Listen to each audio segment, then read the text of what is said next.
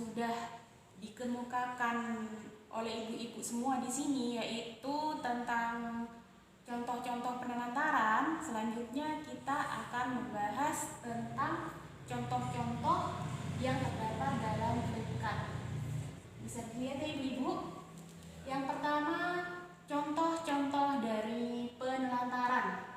Pertama, tidak memberikan makanan yang sehat, aman, dan bergizi pada anak. Jadi anak di sini tidak dijaga makanannya ya ibu-ibu, tidak diberi makanan bergizi, ya, sehingga anak akan mengalami gizi buruk. Itu termasuk dari contoh-contoh penelantaran pada anak ya ibu-ibu, mengerti?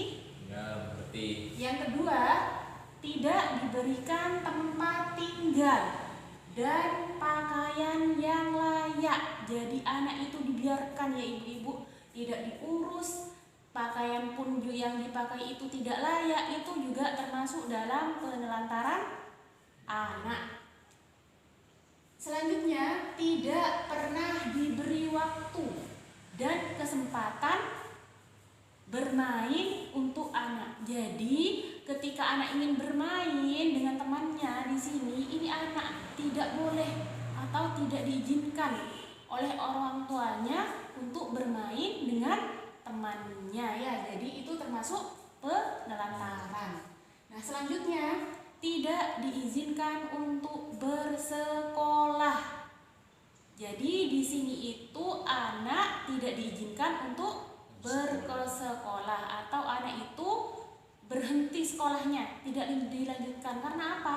Tidak mendapatkan motivasi atau dukungan dari orang tua. Nah, selanjutnya tidak melakukan imunisasi terhadap anak. Jadi anak di sini dibiarkan ya, tidak dilakukan imunisasi. Kenapa? Karena imunisasi itu sangat penting bagi anak untuk menjaga daya tahan tubuh anak. Supaya apa? Supaya anak itu tidak mudah tertular penyakit atau anak itu tidak mudah sakit. Itu manfaat dari imunisasi. Nah, selanjutnya tidak ke posyandu untuk menimbang berat badan dan tidak mengukur tinggi badan anak. Jadi anak ini tidak pernah sama sekali dibawa ke posyandu untuk ditimbang berat badannya, diukur tinggi badannya. Itu termasuk dari penelantaran, dari contoh-contoh penelantaran pada anak. Nah, selanjutnya tidak dibawa berobat ke puskesmas atau layanan kesehatan lain ketika anak sedang sakit. Jadi ketika anak sedang sakit ini, anak dibiarkan tetap di rumah, tidak diberi obat, tidak dibawa ke puskesmas ataupun tidak dibawa ke dokter. Jadi anak dibiarkan. Itu termasuk dari penelantaran. Nah, selanjutnya tidak mendukung pendidikan anak. Jadi maksudnya di sini orang tua itu tidak memberi dukungan pada anak ya, pada pendidikan anak di sekolah. Misalnya ketika anak ada PR, ibunya itu tidak menanyakan ada PR apa nak di sekolah, seperti itu. Jadi dibiarkan ya, tidak dipedulikan dalam pendidikan anak. Nah, selanjutnya tidak memberikan kasih sayang ya. Orang tua itu tidak memberikan kasih sayang kepada anak. Padahal anak itu sangat butuh sekali kasih sayang dari orang tua. Nah, selanjutnya tidak memberikan perhatian ya. Tidak memberikan perhatian di sini, anak itu apa ya? Dicuekin ya. Tidak diperhatikan sama orang tuanya, sehingga anak merasa apa? Setelah tidak diperhatikan, merasa kecewa ya, karena dia tidak mendapatkan perhatian dari kedua orang tuanya.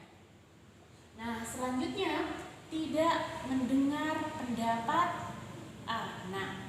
Nah, orang tua di sini seharusnya mendengar pendapat dari anak. Apa yang ingin diceritakan oleh anak itu didengarkan oleh orang tua. Nah, tidak mendengar pendapat anak di sini termasuk dari contoh penelantaran terhadap anak.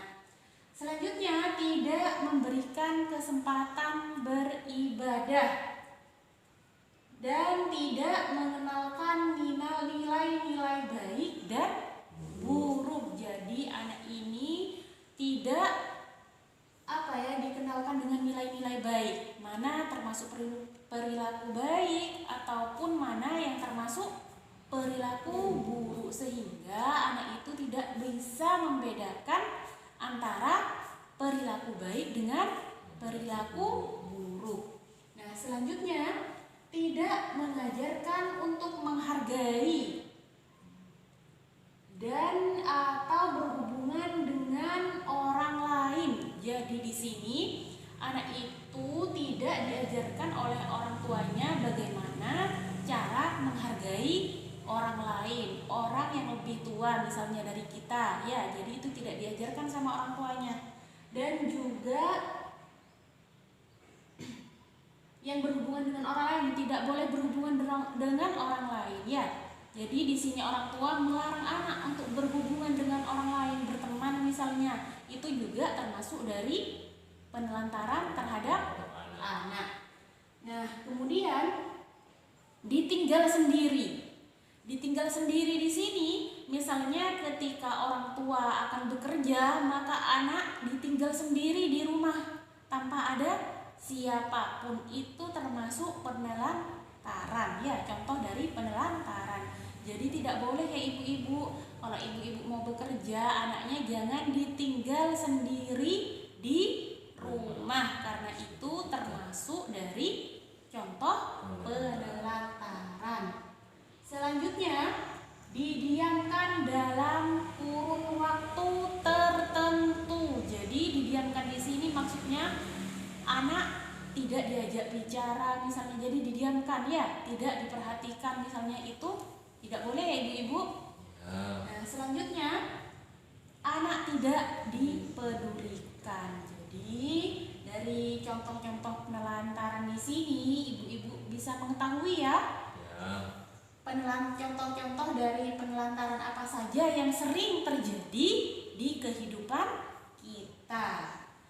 Nah, selanjutnya dari contoh-contoh penelantaran tersebut, coba apa akibatnya? Akibat dari penelantaran itu akan mengakibatkan apa? Putus sekolah. Ya, putus sekolah. Terus apa lagi? Kurang gizi. Celaka, luka.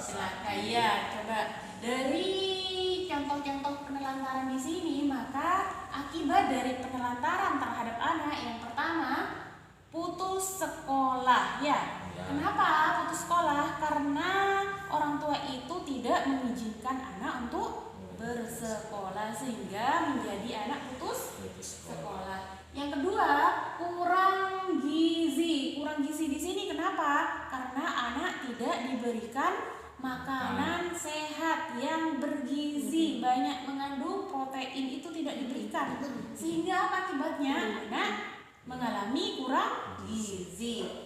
Nah, selanjutnya celaka, luka atau sakit. Jadi anak dibiarkan, ya, tidak dijaga, sehingga apa?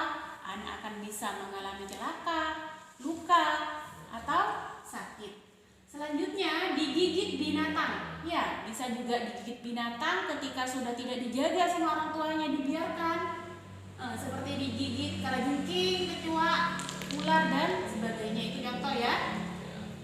Sering ketakutan atau tidak berani. Jadi anak akan merasa takut dan anak tidak akan memiliki keberanian, ya ibu-ibu. Itu merupakan akibat dari penelantaran. Selanjutnya, kemampuan berbahasa rendah. Kenapa kemampuan berbahasa rendah? Karena itu anak tidak boleh bergaul dengan temannya, ya. Terus di rumah sendiri, sehingga apa? Sehingga kemampuan bahasa anak rendah. Nah, anak merasa tidak aman, susah bergaul ya, susah bergaul. Nah, kenapa susah bergaul? Karena anak tidak terbiasa bergaul dengan temannya. Ketika dia ingin bergaul, tidak diperbolehkan oleh orang tuanya. Sehingga apa akibatnya? Maka anak akan sulit untuk bergaul dengan temannya. Mengalami masalah penyesuaian diri pada masa yang akan datang. Jadi anak di sini juga akan sulit untuk menyesuaikan diri ya pada anak ya. Anak akan sulit menyesuaikan diri dengan orang lain, misalnya ketika anak sudah tumbuh dewasa. Nah, untuk materi ini cukup sampai di sini. Kita akan melanjutkan lagi pada bulan depan, pada pertemuan depan ya. Ya. Assalamualaikum warahmatullahi wabarakatuh. Waalaikumsalam warahmatullahi wabarakatuh.